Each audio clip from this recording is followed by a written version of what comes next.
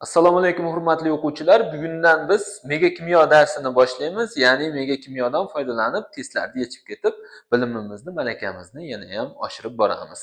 Hop, birinchi mavzusi haqida to'xtalamiz. Ya'ni birinchi mavzusi agregat holat va fizik kimyo xususiyatlar. Dastlab agregat holat haqida gapirib beraman. Agregat holat moddalarning tashqi holatda joylashishi, demak bu agregat holat.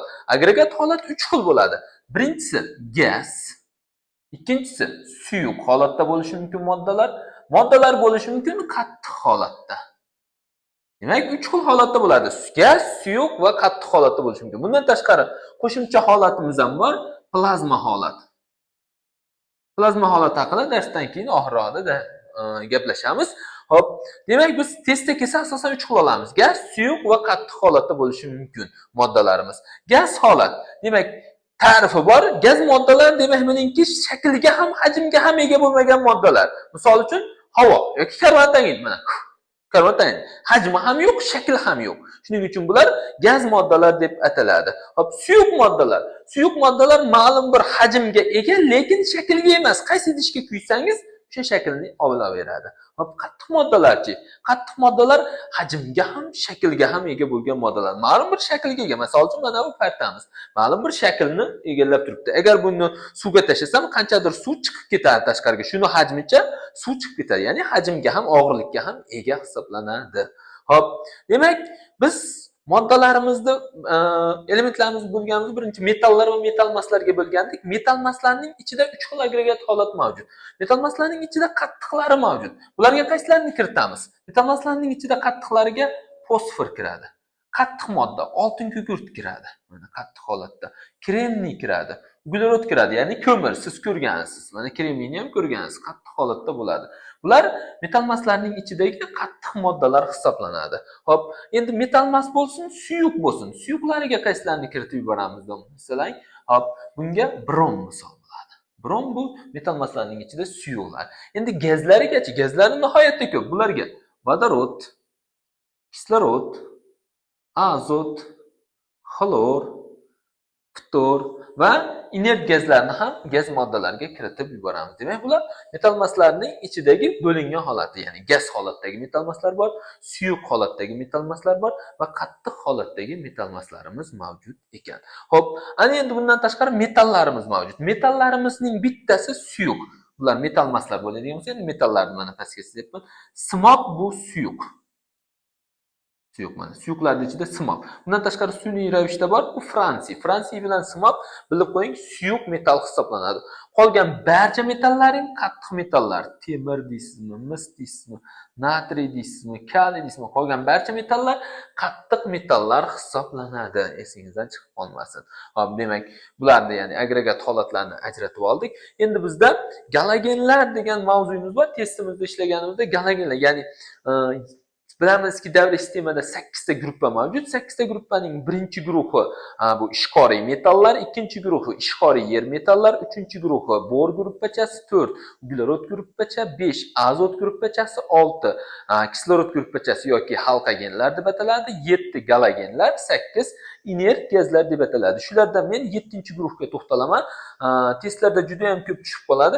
7-guruhlarning ketma-ketlikda teryapman. Ftor, xlor, brom, yod. Mana bular demak astat. Endi astat hozir bizga shart emas. Bular demak galogenlarning elementlar, ya'ni 7-guruhda turgan elementlar. Bularning xususiyatlari mavjud. Demak, bularda xususiyatlar mavjud. Misol uchun ftor och yashil rangli gaz. Och yashil rangli gaz. Hop, xlor sarg'ish yashil rangli gaz. Hop, brom qizg'ish qo'ng'ir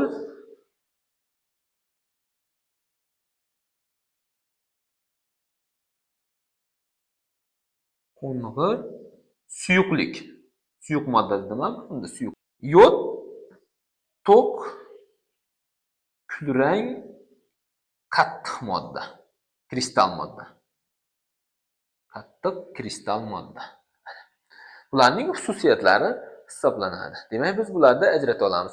Endi plazma holatiga ham to'xtalib o'tib ketaman. Plazma holat nima? Bu qattiq moddalarning gaz holatga o'tib qolishi, ya'ni qizdirilish natijasida gazma holatga o'tib qolishi. Misol uchun, yulduzlar, quyoshlar yoki bo'lmasam lavaning otilishi, qattiq moddaning erib gaz holatga o'tib ketishi yuzaga kelsa, misol uchun plazmaga quyosh va yulduzlarni misol qilib keltirishimiz mumkin bo'ladi.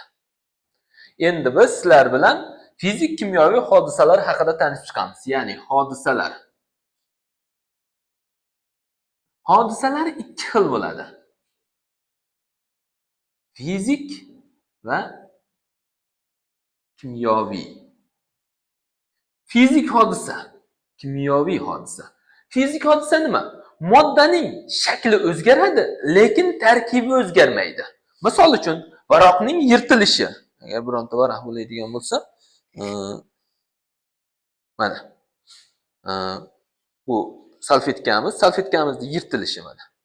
Bu fizik hodisa. Agar buni gugurtda yoqib yuboradigan bo'lsam, salfetkadan kul qoladi. Endi bu kimyoviy hodisa. Ya'ni kimyoviy hodisada moddaning shakli ham, tarkibi ham o'zgarib ketishi shart. Shuning uchun bu kimyoviy hodisa deb ataladi. Demak, fizik hodisada shakl o'zgaradi.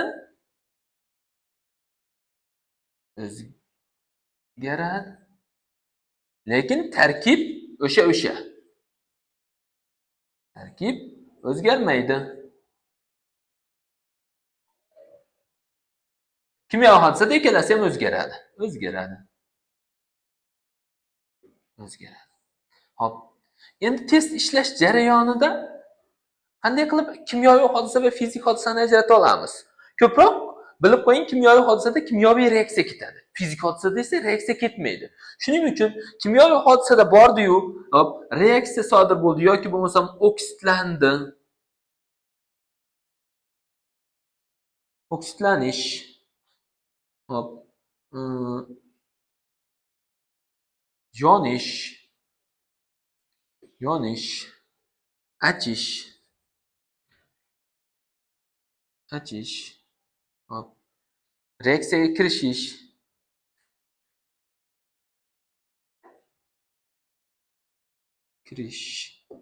kabi so'zlar ketgan bo'lsa, bilingki, ko'proq kimyoviy hodisada yuz beradi. Fizik hodisalarga endi magnitga tortilish,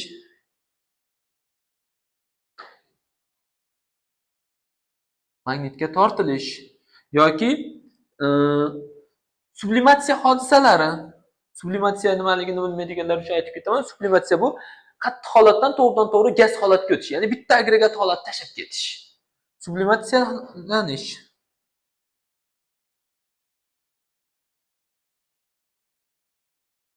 Agregat holatlar.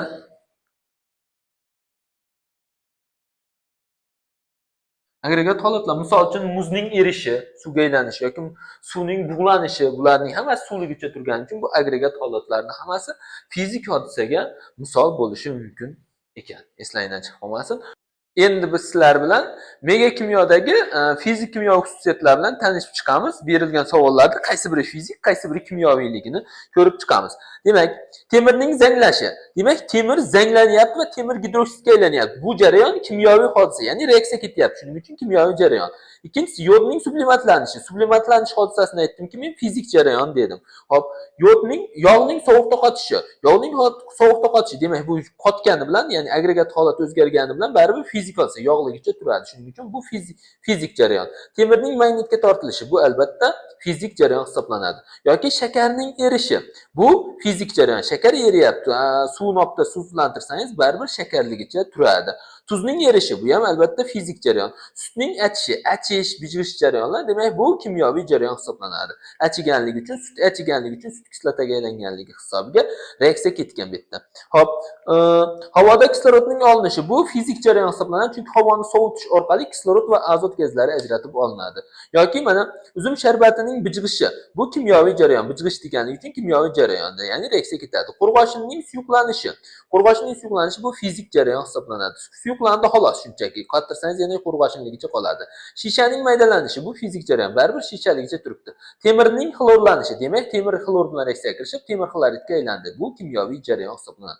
Oltin gugurtning yonishi, demak yonish jarayoni bo'ldimi, bilingki bu kimyoviy jarayon reaksiya ketyapti. Demak oltin gugurtning yonishi bu kimyoviy. Shakarning ko'mirlanishi, demak shakar yonib ko'mirga aylandi. Endi u shakar emas, u ko'mir. Shuning uchun bu kimyoviy jarayon hisoblanadi. Bizning kuchaytirilgan onlayn darslarimizga qatnashmoqchi bo'lsangiz, quyidagi raqamlarga aloqaga chiqing.